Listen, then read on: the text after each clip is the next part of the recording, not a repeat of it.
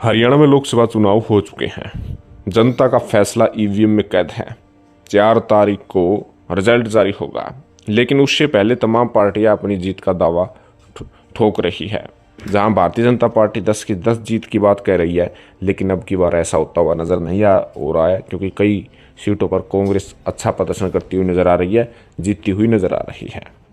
और उसके साथ साथ कांग्रेस पार्टी से हमारे पास मिली अपडेट के अनुसार कांग्रेस 7 सीटों पर अपनी जीत की बात कही है कि अब की बार वे 7 सीटों पर जीत सकते हैं।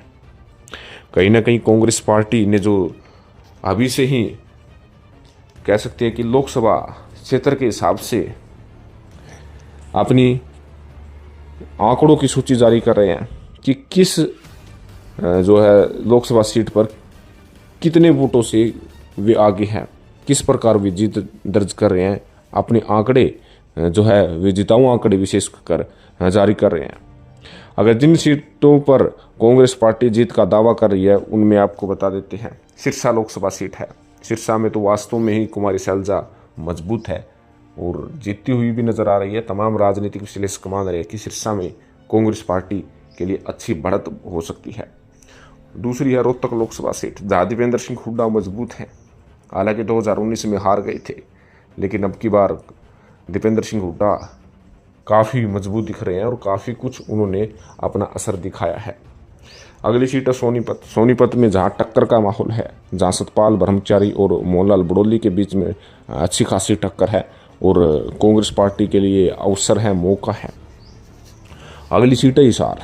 हिसार से जयप्रकाश उर्फ जेपी और बीजेपी प्रत्याशी रणजीत सिंह चौटाला के बीच में जो है मुकाबला है, लेकिन कांग्रेस पार्टी ने हिसार की विभिन्न विधानसभा सीटों पर अपनी जीत का दावा ठोका है और मार्जिन भी ज़्यादा बताया कि उचाना, उकुलाना और कह सकते कि नारनौल में जेपी अच्छी खासी बढ़त मिलते हुए कांग्रेस पार्टी बता रही है और कह रही है कि उन मार्जिनों के तहत वे जीत रहे हैं।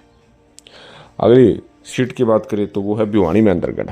भिवानी में अंदरगढ़ में मुकाबला ज़बरदस्त है, जहां हुड्डा के सारे जाट वोट बैंक, किसान वोट बैंक व अहिर वोट बैंक पर काफ़ी असर कांग्रेस प्रत्याशी ने दिखाया है। लेकिन धर्मवीर सिंह भी कम नहीं है, लेकिन कांग्रेस मान रही है कि भिवानी में अंदरगढ़ सीट पर भी उनका अच्छा खासा असर है, वो सीट निकाल सकती है। उसके लिए वे अपने आंकड़े भी प्रदर्शित कर दिए कि किस विधानसभा से कहाँ पर वे विजय हो रहे हैं। अगली सीट है फरीदाबाद। फरीदाबाद पर भी वास्तव में अच्छा खासा मुकाबला कांग्रेस ने दिया।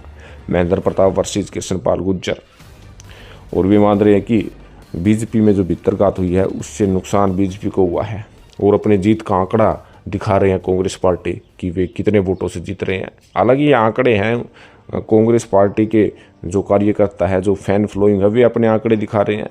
भारतीय जनता पार्टी वाले अपने आंकड़े धीरे धीरे दिखाने शुरू कर देंगे। अगली सीट अम्बाला की। अम्बाला में वरुण मुदाना वर्सेस बंतो कटारिया के बीच में टक्कर है। कहीं ना कहीं अम्बाला सीट पर भी कांग्रेस मान रही है कि अब की बार वे जीत सकते हैं। हालांकि तमाम पार्टियां अपनी जीत का दावा ठोक रही है। जहाँ कांग्रेस 7 सीटों पर अपनी जीत की बात कर रही है, तो बीजेपी 10 की 10 की बात कर रही है, लेकिन 10 की 10 सीटें जीतती हुई अब की बार मुश्किल ही नज़र आती है, क्योंकि काफ़ी सीटों पर कांग्रेस का काफ़ी असर है।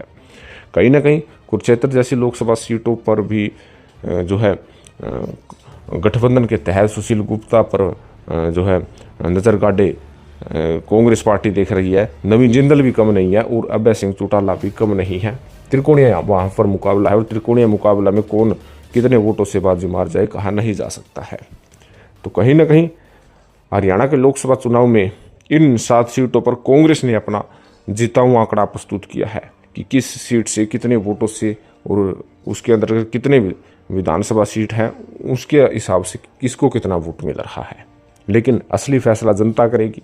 जनता जो चाहती है, बड़े से बड़े नेताओं को झुकना पड़ता है। जनता ने अपना फैसला जो है ईवीएम में कैद किया हुआ है। 4 जून को उस परिणाम में क्या कुछ देखने लायक होगा, ये देखने वाली बात होगी। लेकिन उससे पहले आप कमेंट करके ज़रूर बताइएगा आपको क्या लगता है, हरियाणा में किस पार्टी को कितनी सीट आती हुई नज़र आ रही है। धन्यवाद।